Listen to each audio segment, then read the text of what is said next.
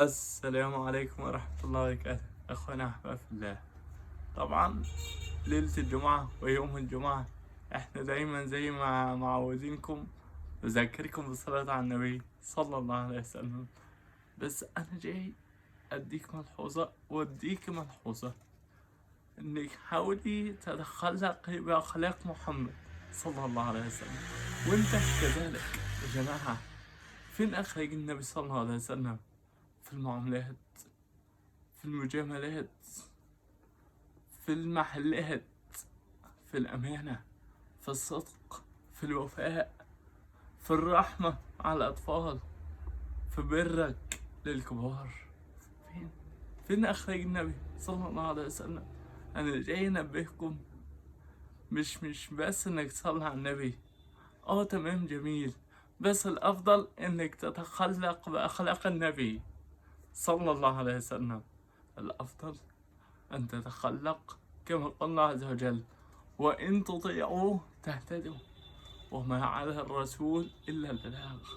والنبي صلى الله عليه وسلم بلغ، ده مش بلسانه، ده بلسان رب العزة، بقول رب العزة سبحانه وتعالى أقصد: يا أيها النبي بلغ ما أنزل إليك وإن لم تفعل فما بلغت رسالته.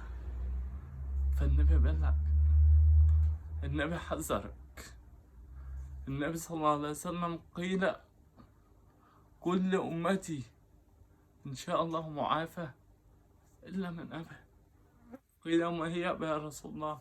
قال: من أطاعني فله الجنة ومن عصاني فقد أبى.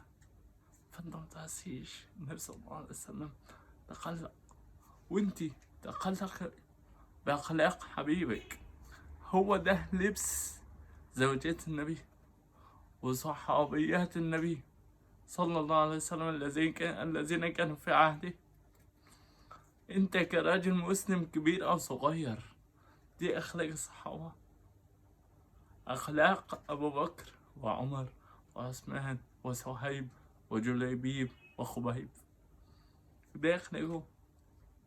يا جدعان، عاوزين المعاملة. النبي صلى الله عليه وسلم شخص كافر لا اذكر اسمه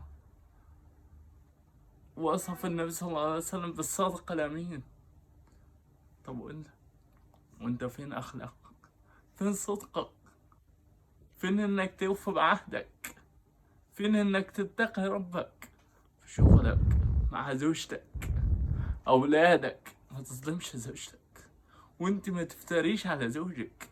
ربوا اولادكم، حسنوا علاقتكم بالله سبحانه وتعالى. فبالله عليكم انا جاي احذركم، وانا رسول مش اكتر. ربنا قال لك ايه؟ وما كنا معذبين حتى نبعث رسولا.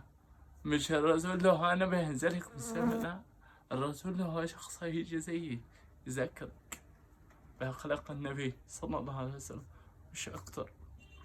فبالله عليك، ده سلام من ربنا ليك، وده سلام من ربنا ليك، فصحح من قبل أن يأتيكم من قبل أن يأتيكم العذاب بغتة وأنتم لا تشعرون، أن تقول نفس يا حسرة على ما فرطت في جنب الله وإن كنت لمن الساخرين. والسلام عليكم ورحمة الله وبركاته.